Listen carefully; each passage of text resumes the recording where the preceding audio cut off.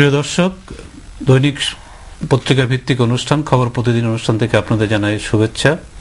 আমাদের অনুষ্ঠানটি বিটিভির শহীদ ফিরোজ কায়েম চৌধুরী স্টুডিও থেকে সরাসরি সম্প্রচারিত হচ্ছে বিটিভি এবং বিটিভি ওয়ার্ল্ডে। প্রতিদিনই আমাদের অনুষ্ঠানে দুজন অতিথি থাকেন। আমরা আগে আপনাদেরকে পরিচয় করে দিচ্ছি সেই অতিথির সঙ্গে, এরপরে আমরা তাদের সঙ্গে আলোচনা যাব যে দৈনিক পত্রিকা যেগুলো আছে সেই পত্রিকার ভিত্তিতে আমরা আজকে আলোচনা করব। আমাদের সঙ্গে আছেন জনাব মোস্তফা কামাল, উপসম্পাদক দৈনিক কালের কণ্ঠ, এবং আমাদের সঙ্গে আছে জনাব মোহাম্মদ এ আরাফাত, শিক্ষক, ইন্ডিপেন্ডেন্ট ইউনিভার্সিটি বাংলাদেশ। তো আপনাদের স্বাগত অনুষ্ঠানে, এবং আপনাদের সঙ্গে আলোচনা যাওয়ার আগে দেখে নেই যে আমাদের কাছে যে কটি পত্রিকা আছে সেখানে কি খবর আছে। যুগান্তর এখানে খবর হচ্ছে দ্বিতীয় দফায় ৩,৮১৩ ইউপি নির্বাচন ৩১শে মে থেকে ৫ই জুলাই সংবিধান সংশোধনে জামাতের মতামত নেওয়া হবে না, বিশেষ কমিটির সিদ্ধান্ত। ভোরের কাগজ বৈদেশিক মুদ্রার রিজার্ভ বাড়ছে, এই খবরটি। আর একটা দুই পররাষ্ট্রমন্ত্রী যৌথ ব্রিফিং, বাংলাদেশকে শ্রীলঙ্কার গভীর সমুদ্র বন্দর ব্যবহারের প্রস্তাব, শ্রীলঙ্কার সঙ্গে বাণিজ্য বাড়াতে রাষ্ট্রপতির গুরুত্ব আরোপ। আর একটা হচ্ছে সংবিধান সংশোধন, জামাত ছাড়া সংসদের সব দলের সঙ্গে বৈঠক হবে, সাকা চৌধুরীকে সেফ হোমে জিজ্ঞাসাবাদের অনুমতি। যায় দিন সংবিধান সংশোধন নিয়ে খবর, হাসিনা, খালেদা ও বিশেষজ্ঞদের মত নেবে কমিটি। বাংলাদেশকে শ্রীলঙ্কার গভীর সমুদ্র বন্দর ব্যবহারের প্রস্তাব, দ্বিতীয় পর্যায়ে ৩,৮১৩ ইউপির তফসিল, আগামী সপ্তাহে বিনিয়োগে যাবে বাংলাদেশ ফান্ড। বাংলাদেশ প্রতিদিন সেই এখানে খবর হচ্ছে সেই বার ১,২৩২ কোটি টাকা নিয়ে সরকারি ব্যবসায়ী মুখোমুখি, দ্বিতীয় দফা ইউপি নির্বাচনের তফসিল। আজকালের খবর ৩,৫০০ ইউপি নির্বাচনের তফসিল, এই খবরটি। আর সাকাকে সেফ হোমে জিজ্ঞাসাবাদের অনুমতি। দৈনিক করতোয়া সারা দেশে দ্বিতীয় পর্যায়ের ইউপি নির্বাচনের তফসিল ঘোষণা, পুঁজিবাজার তদন্ত প্রতিবেদন যৌক্তিক সময়ে প্রকাশের নির্দেশ। ভোরের ডাক শেয়ার কেলেঙ্কারিতে হাইকোর্টের রুল, এটা খবরটি আছে। আর একটা হচ্ছে খালেদা জিয়ার সঙ্গে সংবিধান কমিটির বৈঠক ২৫শে April. The Independent, DC is in grip of politics at 500 new industries lying idle without power, gas. Daily Sun, committee for transit fees on dozen areas, a special committee to invite Khaleda Zia, Sans Jamaat, Dhaka Colombo to enhance trade ties. তো আমরা এই খবরগুলো দেখলাম। খবরগুলোর মধ্যে যেটা বেশ কয়েকটি খবর আছে যেগুলো নিয়ে আলোচনা করা যেতে পারে আজকে। বাংলাদেশ শ্রীলঙ্কার রাষ্ট্রপতি প্রেসিডেন্ট মহেন্দ্র রাজাপাকসে তিনি বাংলাদেশ সফরে আছেন, এবং বেশ কিছু গুরুত্বপূর্ণ দুই দেশের মধ্যে চুক্তিও স্বাক্ষরিত হচ্ছে, আলোচনা হচ্ছে প্রধানমন্ত্রীর সঙ্গে, এবং দুই দেশের তার যে সঙ্গে পররাষ্ট্রমন্ত্রী এসেছেন তাদের সঙ্গে বাংলাদেশের পররাষ্ট্রমন্ত্রী আলোচনা হয়েছে।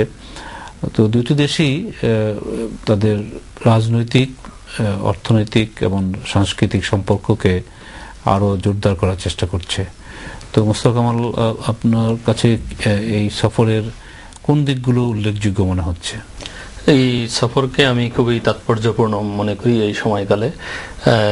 আমরা জানি যে শ্রীলঙ্কা এখন একটা ইমার্জিং ইকোনমি সেখানে, এবং সেখানে আমরা জানি যে একটা বড় সংকট ছিল যে তামিলদের নিয়ে। সেই সমস্যার সমাধান হওয়ার পরে এখন তারা অর্থনৈতিক অ্যাক্টিভিটিজের দিকে জোর দিয়েছে। যে সেখানে আপনি জানেন যে প্রায় 100% শিক্ষিত জনগোষ্ঠী, কিন্তু এই তামিল সমস্যার কারণে সেখানের অর্থনীতি দারুণভাবে ক্ষতিগ্রস্ত হচ্ছিল। এখন তারা এই ব্যবসা বাণিজ্য বাড়ানো এবং বিনিয়োগ বাড়ানো, বিদেশি বিনিয়োগ বাড়ানো, এই দিকে বেশি জোর দিয়েছে। এবং বাংলাদেশেরও ব্যাপক সুযোগ আছে এই দেশের সঙ্গে, বিশেষ করে বাণিজ্যিক সম্পর্ক আরো বাড়ানোর। এক্ষেত্রে আমরা দেখেছি আওয়ামী লীগ আগের আমলেও যে শ্রীলঙ্কার সঙ্গে মুক্ত বাণিজ্য চুক্তি করার জন্য কয়েক দফা আলোচনা করেছিল, কিন্তু তারপরে এই আলোচনা থেমে গিয়েছিল। এবং ভারতের সঙ্গে কিন্তু তারা মুক্ত বাণিজ্য চুক্তি করে দুই দেশেই লাভবান হয়েছে। শ্রীলঙ্কাও লাভবান হয়েছে, ভারতও লাভবান হয়েছে। সেই একই প্রস্তাব নিয়ে বাংলাদেশও অগ্রসর হয়েছিল এবং আশা করি যে সরকার সেই দিকে যাবে এবং সেই আলোচনাও হয়েছিল। এবং কানেক্টিভিটি একটা বড় ফ্যাক্টর দুই দেশের মধ্যে যোগাযোগের, যেমন নৌপথ এবং বিমান পথে যোগাযোগ, সরাসরি বিমান এখন একটা চলছে, কিন্তু এটা নিয়ে দীর্ঘদিন একটা অপেক্ষা করতে হতো, সেই থাইল্যান্ড হয়ে তারপরে যেতে হতো। তো এখন এই জিনিসগুলি মনে হয় যে অগ্রসর হবে, কারণ রাষ্ট্রীয় লেভেলে কিছু গাইডলাইন এসেছে যে তারা বোথ দ্য কান্ট্রিজ তারা চায় যে দুই দেশের মধ্যে অর্থনৈতিক সম্পর্ক অ্যাক্টিভিটি যদি বাড়ানো যায় তাহলে দুই দেশেই লাভবান হবে। তো রাজনৈতিক সম্পর্ক যদি ভালো না থাকে তাহলে অর্থনৈতিক সম্পর্ক কিন্তু ক্ষতিগ্রস্ত হয়। এবং রাজনৈতিক সম্পর্ক যেহেতু ইন্টারনাল সম্পর্ক তাদের, আগে যেমন আমাদের একটা ছিল, ইন্টারনাল সমস্যা ছিল, সেটা আওয়ামী লীগ আগের আমলেই শেষ করে দিয়েছে, যেটা ওই চাকমা যারা পার্বত্য চট্টগ্রাম ইস্যু। এবং একইভাবে ইয়ারা দুই যুগের সমস্যা ছিল তাদের, দুই যুগ ধরে তারা এদের নিয়ে ট্যাকেল করতে খুবই বেগ পেতে হয়েছে। এই রাজা পাকসে তার সময়কালে তিনি এই সমস্যার সমাধান করেছেন এবং এখন সবাই করছে, প্রত্যাশা করছে যে এখন অর্থনৈতিক প্রবৃদ্ধি এখন তাদের, এবং এই অঞ্চলের মধ্যে কিন্তু শ্রীলঙ্কা নাম্বার 1 অর্থনৈতিক অ্যাক্টিভিটিসের দিক থেকে, এবং প্রবৃদ্ধি তাদের অনেক বেশি। তো আমরা এই দুই দেশের মধ্যে সহযোগিতা বাড়ালে দুই দেশেই কিন্তু অর্থনৈতিকভাবে লাভবান হতে পারবে। আপনাকে যাওয়ার আগে আমাদের কাছে আরেকটি পত্রিকা আসছে, দেখেন এটা শিরোনামটা কি আছে। দৈনিক ইত্তেফাক, এখানে যেটা আছে খবর, শেয়ার বাজার তদন্ত রিপোর্ট প্রকাশের নির্দেশ, আর ইউপি নির্বাচনের তফসিল, পুলিশ বস্তিবাদী সংঘর্ষ, 25 জন আহত, এই ধরনের খবর আছে। তো আমরা আরাফাত, এটা মোস্তফা কামাল বললো, সেই সূত্র ধরে বলছি যে আমরা শুধু বাংলাদেশ শ্রীলঙ্কা দ্বিপাক্ষিক তো আজকে এটা আলোচনা হচ্ছে, কিন্তু সামগ্রিকভাবে আমাদের যে সার্কভুক্ত দেশগুলো দক্ষিণ এশিয়ার, সেখানে ব্যবসা বাণিজ্যের পারস্পরিক ব্যবসা বাণিজ্য কিন্তু সামগ্রিকভাবে বিচার করলে খুব একটা বেশি নয়, খুব একটা বেশি। এবং আমরা কিভাবে এখানে বাধাগুলো কোথায় এবং কিভাবে এগুলোকে উত্তরণ, আসলে যেটা হচ্ছে যে সাউথ এশিয়া দেশগুলোর যে আপনি যদি অর্থনৈতিক প্রবৃদ্ধি দেখেন তাহলে গোটা বিশ্বের যে কোনো রিজনের চেয়ে সবচেয়ে বেশি, এবং 7.5% রেটে 2009 পর্যন্ত, যেটা লেটেস্ট ডেটা আমার কাছে আছে, যে এইভাবে এগুচ্ছে। কিন্তু আশ্চর্যজনকভাবে এদের নিজেদের মধ্যে যে বাণিজ্য, সেটি হচ্ছে সবচেয়ে কম গোটা বিশ্বের যতগুলি রিজিয়নাল অর্থনৈতিক ইকোনমিক ব্লকগুলি আছে এর মধ্যে। কাজেই আমরা বহির্বিশ্বে অন্য সব দেশের সাথে অনেক বাণিজ্য করি, সব দেশগুলি, কিন্তু নিজেদের মধ্যে বাণিজ্যটা কম। কিন্তু বাণিজ্য বৃদ্ধির সাথে সাথে যেটি হবে সেটি হচ্ছে যে ওয়েলথ অ্যাকুমুলেশন, এবং মানুষের জীবনমানের উন্নয়ন ঘটানোর জন্য অর্থনৈতিক উন্নয়নের কোনো বিকল্প নেই, এবং সেটার জন্য বাণিজ্য বৃদ্ধি হচ্ছে একমাত্র পথ। এবং বাণিজ্য বৃদ্ধি করতে গেলে যে বাধাগুলি আছে, যেগুলো আমরা জানি, আপনি যদি বাধার কথা বলেন তাহলে সত্যিকার অর্থে মূল বাধাগুলো রাজনৈতিক বাধা এই অঞ্চলে। পারস্পরিক দেশগুলোর মধ্যে যে কনফিডেন্স, আস্থার অভাব, তারপরে আমাদের কিছু পুরনো ধাঁচের ধ্যান ধারণা আমাদের রাজনীতিবিদদের মধ্যে, এবং এছাড়াও অন্যান্য রিজিয়নাল যে কিছু প্রবলেম, শ্রীলঙ্কার যে প্রবলেমটি আমরা তো জানি, তামিল নিয়ে যে প্রবলেম, ভারতের উত্তর পূর্বাঞ্চলে আমরা জানি যে সেপারেটিস্ট মুভমেন্ট আছে, বাংলাদেশেও সেই প্রবলেম ছিল, আমরা সলভ করেছি। তো সবকিছু নিয়ে পাকিস্তান তো আমরা জানি কি এক সমস্যার মধ্যে আছে। তো এই রাজনৈতিক সমস্যাগুলি মূল বাধা হয়ে দাঁড়াচ্ছে, এবং একই সাথে অনেক সময় যে দেখা যায় যে বিশেষ করে বাংলাদেশের ক্ষেত্রে আমাদের অভ্যন্তরীণ রাজনীতিও অনেক সময় এটার বিপক্ষে দাঁড়িয়ে যায়, যে রিজিয়নাল কানেক্টিভিটি, রাজনীতির বাইরেও আবার আমাদের যে যোগাযোগ ব্যবস্থাটা, সেটাও কিছু কিছু দেশের সঙ্গে। আমি আসছিলাম, আপনি একেবারে ভেরি রাইট, যে রাজনৈতিক বাধার সাথে যেটা আছে সেটা হচ্ছে যে ইনফ্রাস্ট্রাকচারাল ডেভেলপমেন্ট, যোগাযোগ ব্যবস্থা কিন্তু খুবই পুয়ার এই অঞ্চলের। কিন্তু এই যোগাযোগ ব্যবস্থা যে উন্নতি করবেন আপনি, সেটার জন্য তো এক জায়গায় আসতে হবে, একটা এগ্রিমেন্টের মধ্যে, একটা ঐক্যমতের মধ্যে, সেখানে আসতেই তো সমস্যাটা হয়ে যায়। তো যাক, এগুলো নিয়ে আমরা দেখছি অনেক ধরনের আলোচনা হচ্ছে, কিন্তু অগ্রগতি কিন্তু খুবই কম। তা আমি মনে করি এটা আজকের যুগে গোটা বিশ্ব যেভাবে এগিয়ে যাচ্ছে কানেক্টিভিটি এবং একসাথে বাণিজ্যের মাধ্যমে, এবং পার্টনারশিপে যেটি হয় যে উভয় পক্ষ বা সবগুলি পক্ষের যে লাভ সেটি দেখতে হবে, এবং উইন উইন একটা ডিলের মধ্য দিয়ে, তাতে করে সবারই লাভ হয়।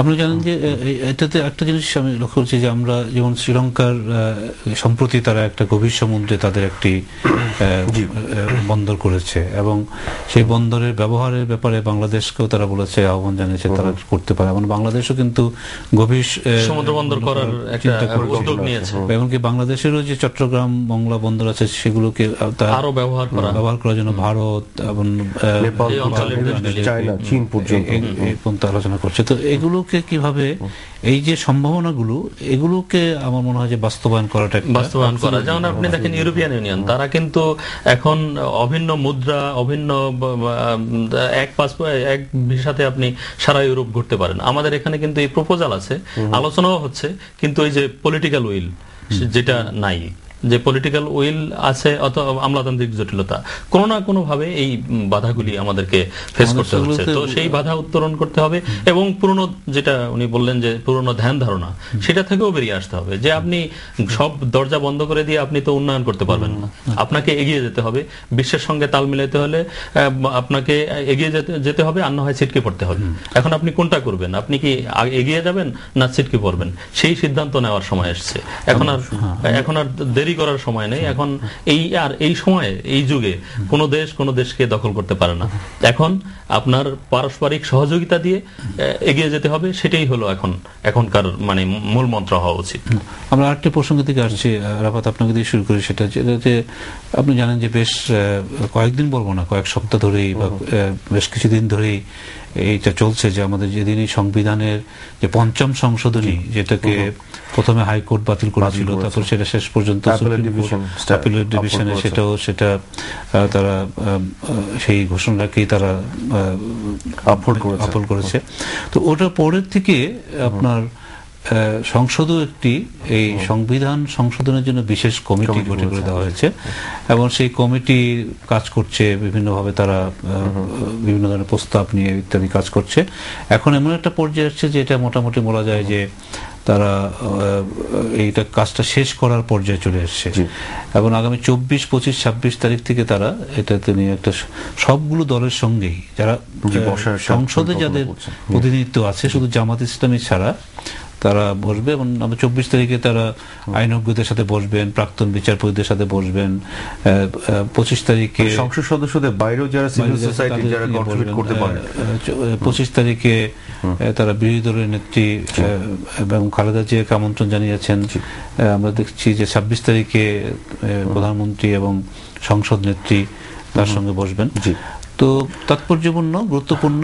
এটা আপনি যদি আমি একটু পিছন থেকে বলি যে যেটি হচ্ছে কোর্ট যে রায়টি দিয়েছিল, হাইকোর্ট, বিশেষ করে পঞ্চম সংশোধনী বাতিলের, সেই রায়টি কিন্তু এসেছিল যখন বিএনপি জামাত জোট সরকার ক্ষমতায় তখন, এবং পরবর্তীতে অ্যাপেলেট ডিভিশনে আপিল করার বিষয়টি গভর্নমেন্ট থেকে কোনো ইনিশিয়েটিভ নেওয়া হয়নি।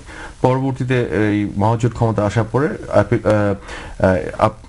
মানে আপিল করা হলো, আমি যে তখন আপিল করেছিল এটিকে খারিজ করার জন্য, মানে এটিকে মানে ভয়েড করার জন্য। তো এই গভর্নমেন্ট এসে যেটা বললো, এটাকে আর আপিল করেনি এবং এটা আপহোল্ড হলো আলটিমেটলি।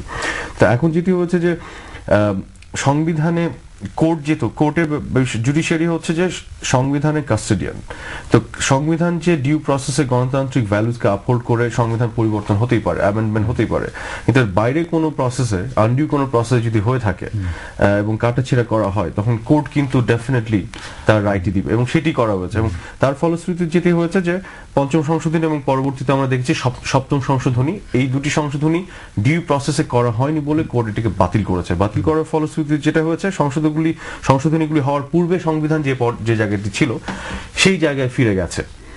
এখন সংসদীয় কমিটি তাহলে কি কাজ করবে? সংসদীয় কমিটি যেটি করবে সেটা হচ্ছে, আমরা জানি 72 পর থেকে বিভিন্ন পর্যায়ে যে সংশোধনীগুলো হলো, মাঝখানে দুটো সংশোধনীকে বাতিল করার ফলে ফিরে গেছে। এখানে কিন্তু আবার বিভিন্ন রকমের দুই রকমের মত আছে এবং সেটাই সংসদীয় কমিটি করছে যে তারা শেষ পর্যন্ত এইটাকে এখন না, আমি সেখানে পরিষ্কার করতে চাই যে কোর্ট কিন্তু আজকে যদি আপনি যে কোনো উপায় ইচ্ছে মতন একটি সংশোধনী করলেন, কোর্ট কিন্তু যদি দেখে এটা ডিউ প্রসেস হয়নি, কোর্ট বলবে এই সংশোধনীটি বাতিল। বাতিল অর্থ হচ্ছে এটা কখনোই ছিল না।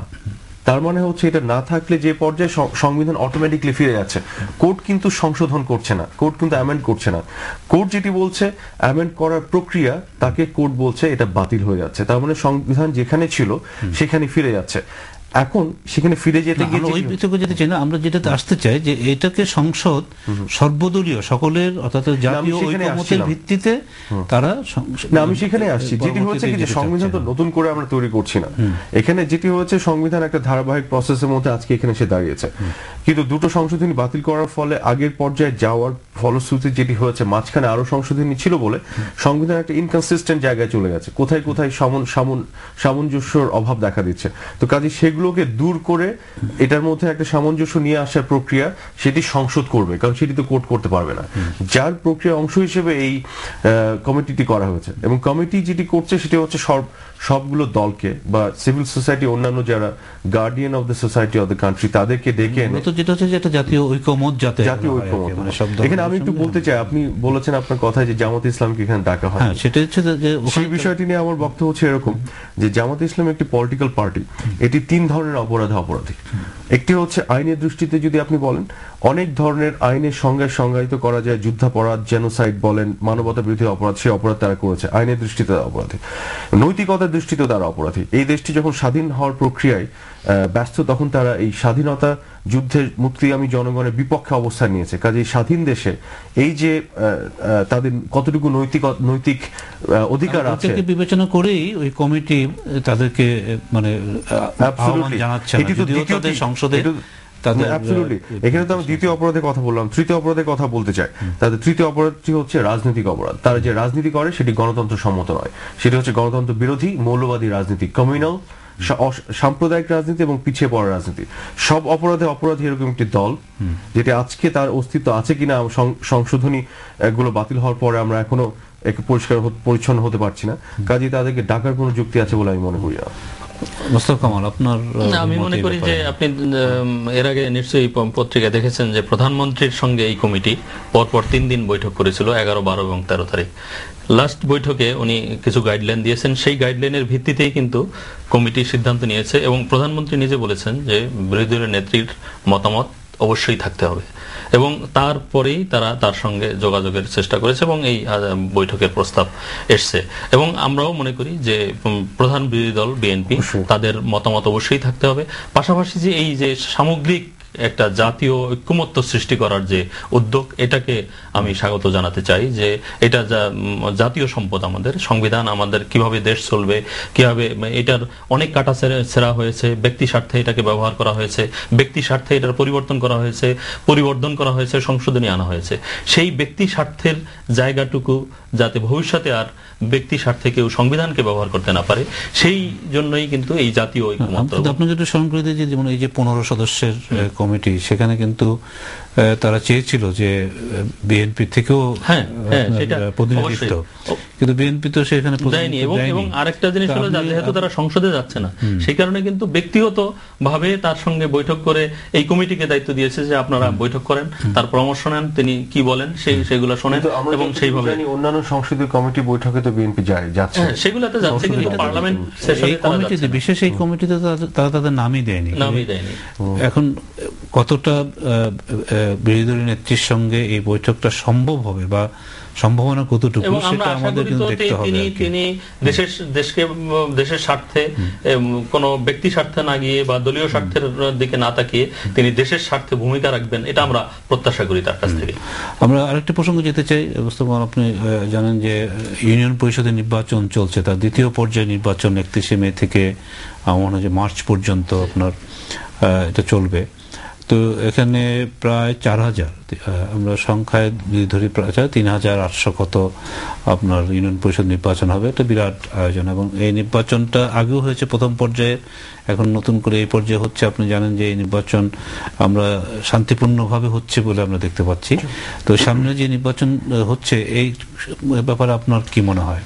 অবশ্যই আমরা তো আশা করি যে যেহেতু গত নির্বাচন, মানে যেটা ইউনিয়ন পরিষদ নির্বাচন হয়ে গেছে যে জেলাগুলিতে, সেগুলি কিন্তু ছোটখাটো ঘটনা ছাড়া মোটামুটি শান্তিপূর্ণ এবং ভালোভাবেই তারা কন্ডাক্ট করেছে এবং নির্বাচন কমিশন খুবই দায়িত্বশীলতার পরিচয় দিয়েছে এবং ভবিষ্যতেও, কারণ এইটা তাদের একটা বড় চ্যালেঞ্জ তাদের ছিল এবং সেই চ্যালেঞ্জ তারা মোকাবেলা করতে পারবে বলে আমরা আশা করি। কারণ তারা যেভাবে এই মানে নিজেদের স্বাধীনভাবে যেই দায়িত্ব পালন করতে পারছে, এখানে কোনো রকম ইন্টারফেয়ারেন্স নাই, কারো কোনো মানে কোনো একটা জিনিস যেটা যে আলাপত আপনার তো একমত হবেন যে এই যে শান্তিপূর্ণভাবে খুব সুষ্ঠুভাবে নির্বাচন করতে পারছে, এটা যেমন নির্বাচন কমিশনেরও একটা কৃতিত্ব এবং সরকারেরও সরকার যে এখানে কোনো ইন্টারফেয়ার করছে না এবং মানে প্রশাসনকে কোনোভাবে প্রভাবিত করছে না। ক্ষমতাসীন দল নরমালি আমরা কি দেখছি অতীতে, যে ক্ষমতাসীন দল ব্যালট বাক্স ছিনতাই করছে, সিল মেরেছে, নানাভাবে নির্বাচনকে কলুষিত করেছে, সাধারণ জনগণ তার ভোটাধিকার প্রয়োগ করতে পারেনি, যে কারণে সাধারণ মানুষের কিন্তু একটা বড় আস্থার জায়গাও তৈরি হয়েছে নির্বাচন কমিশনকে ঘিরে। হ্যাঁ, এবং নির্বাচন কমিশন একটা ইন্ডিভিজুয়াল যে একটা সংস্থা এবং তারা যে স্বাধীন একটা সংস্থা হিসেবে আজকে প্রতিষ্ঠিত হচ্ছে, সেইটা কিন্তু তাদের ভাবমূর্তির জন্য এবং মানুষের আস্থার জায়গাটা যেটা মানে বললেন যে হ্যাঁ আস্থা সে এখন ফিরে পাচ্ছে, যে না আসলে নির্বাচন কমিশন স্বাধীনভাবে দায়িত্ব পালন করছে এবং আমরা জনগণ তার ভোটাধিকার প্রয়োগ করতে পারছে, তার পছন্দের ব্যক্তিকে ভোটাধিকার দিচ্ছে, ভোট দিতে পারছে। এইটা একটা বড় অগ্রগতি। এবং তৃণমূল পর্যায়ে এই যে মানুষের একটা, আপনি যদি দেখেন এটা কিন্তু ঈদের মতো উৎসব সেটা সবসময় হয়, কিন্তু আবার আমরা অতীতে দেখেছি, আগেও দেখেছি যে নির্বাচনটা সবসময় আমাদের দেশে উৎসবই, কিন্তু এটা অনেক সময় কিন্তু শান্তিপূর্ণ থাকেনি। অনেক সময় কিন্তু আপনার আমরা ইউনিয়ন পরিষদ নির্বাচন দেখেছি যে এরশাদের সময়ে যে একটা নির্বাচন হয়েছিল সেখানে ব্যাপক রক্তপাত হয়েছে, আপনার তখনকার সময়ের কথা তো বড় অপেক্ষা রাখে কোনো রকম রক্তপাত। এবারের আমরা যেটা দেখতে পাচ্ছি এটা থেকে একটা জিনিস প্রমাণ হয় যে একটা নির্বাচিত সরকার, জনগণের নির্বাচিত সরকার, তার যদি সদিচ্ছা থাকে এবং কমিটমেন্ট থাকে জনগণের প্রতি, দেশের প্রতি থাকে, তাহলে পরে একটি শান্তিপূর্ণ নির্বাচন, এই ধরনের নির্বাচনগুলি হওয়া সম্ভব। এবং সেই ক্ষেত্রে আমাদের, কারণ এখন যে সরকার ক্ষমতায় আছে, দলটি সরকারে আছে, তাদের তো অন্য কোনোভাবে ক্ষমতা আসার কোনো প্রক্রিয়ার মধ্যে তাদেরকে আমরা দেখিনি। সবসময় নির্বাচন চেয়েছে, নির্বাচনের প্রক্রিয়ার মধ্যে গণতন্ত্র এবং জনগণের সেই আস্থার জায়গাটি তাদের আছে, বিশ্বাসও আছে। কাজে জনগণের ম্যান্ডেট, জনগণের আস্থার প্রতি শ্রদ্ধাশীল, কাজে সবসময় তারা চাবে বা চাওয়া উচিত যে নির্বাচনের প্রক্রিয়াকে যত শক্তিশালী করা যায়, যত এটাকে স্ট্রেনথেন করা যায় বা এটাকে যত স্বচ্ছ করা যায়, তত তাদের জন্য ভালো। কারণ এর বাইরে তো কোনো উপায় নেই তাদের ক্ষমতায় আসার। কাজে সেদিকে তারা অবদান রাখবে, কন্ট্রিবিউট করবে, এটা তো খুবই স্বাভাবিক এবং করেও যাচ্ছে। এখন আরেকটি ব্যাপার যে এই জিনিসটাও কিন্তু আপনার নির্বাচন কমিশন যে সিদ্ধান্ত নিল যে এখানে রাজনৈতিক কোনো হস্তক্ষেপ থাকবে না, রাজনৈতিক অর্থাৎ এই স্থানীয় সরকারের এই যে তৃণমূল পর্যায়ে নির্বাচনে সম্পূর্ণভাবে অরাজনৈতিক হবে বা নির্দলীয় হবে, সেটাও কিন্তু তারা মেইনটেইন করতে পারছে এবং সেই জিনিসটা কিন্তু তারা নিশ্চিত করতে পেরেছে। আমি যেটা বলছি সেখানেও কিন্তু একটা বড় তৃণমূলে যে এটাই তো আপনার গণতন্ত্রের যে একটা ধারা, যে আপনি একবারে গ্রামের সাধারণ মানুষ সে তার মতটা প্রকাশ করতে পারছে, তার প্রতিনিধি নির্বাচন করতে পারছে, সে তার পছন্দের ব্যক্তিকে যাকে মনে করছে যে না সে বেটার হবে আমাদের জন্য, দেশের জন্য। আমি নির্বাচন কমিশনকে একটা বড় কৃতিত্ব দিব, যারা ওখানে আছেন তারা বেশ শক্ত হাতে একটা কমিটমেন্টের সাথে, দায়িত্বশীলতার সাথে কাজ করছেন এবং তাদের বডি ল্যাঙ্গুয়েজও সেটা বোঝায়। এবং আমি তাদেরকে স্যালুট করব, তাদের এই কমিটমেন্ট, তাদের এই কন্ট্রিবিউশন এবং ইলেকশন প্রসেস যেটা সবচেয়ে বড় অনুষঙ্গ গণতন্ত্রের, সেখানে যদি আমরা শক্ত হাতে দাঁড়িয়ে থাকতে পারি, একটা পর্যায়ে কিন্তু আমার গণতন্ত্রের প্র্যাকটিসের মধ্যে দিয়ে আরো টলারেন্স বা অন্যান্য বিষয়গুলি অটোমেটিকলি চলে আসবে, যেটা আমি মনে করি আমাদের সমাজে। এবং ভিত্তি মজবুতের জন্য এই তৃণমূলের এই ইউনিয়ন পর্যায়ে, গ্রাম পর্যায়ে যে এইটা যদি মজবুত থাকে, তাহলে কিন্তু আস্তে আস্তে পর্যায়ক্রমে থানা, জেলা এবং যে জিনিসটা যেটা যে এই নির্বাচন কমিশন এবং তাকে সরকার সর্বাত্মক সহযোগিতা দিবে এবং তার প্রশাসনিক যে জিনিসগুলো দরকার, তার শান্তি শৃঙ্খলা রক্ষা করার জন্য যে জিনিসগুলো দরকার সেগুলো দিবে যথাযথভাবে। এবং সেই কাজটা হচ্ছে কিনা সেটাও কিন্তু এর মধ্যে একটা মূল্যায়নের ব্যাপার আছে। এবং সেটাই তো আমরা লক্ষ্য করছি যে যেখানে যা প্রয়োজন সেটাই কিন্তু তারা পাচ্ছে। যেখানে দেখা গেল যে হ্যাঁ এখানে কর্মকর্তা সে মনে করতেছে এখানে সে সুইটেবল না বা তাকে এখানে রাখা ঠিক হবে না, তাকে কিন্তু নির্বাচন কমিশন যেভাবে বলছে সেটাই হচ্ছে। এবং যেখানে যা দরকার, তার আইন শৃঙ্খলা রক্ষার জন্য যেটা দরকার সেটাই কিন্তু তারা করছে। আপনাদের দুজনকে ধন্যবাদ, আরাফাত এবং মোস্তফা কামাল, আমাদের অনুষ্ঠানে এসে বিভিন্ন বিষয়ে আলোচনা করার জন্য। প্রিয় দর্শক, আমাদের অনুষ্ঠান আপনারা দেখলেন, আমরা বেশ কয়েকটি বিষয়ে আলোচনা করলাম দুজন অতিথির সঙ্গে। আশা করছি আপনারা এই অনুষ্ঠানটি উপভোগ করেছেন এবং এই অনুষ্ঠানটি আগামীকাল একই সময়ে প্রচারিত হবে। সেই অনুষ্ঠান দেখার আমন্ত্রণ জানিয়ে আজকের মতো এখানে বিদায় নিচ্ছি। ধন্যবাদ।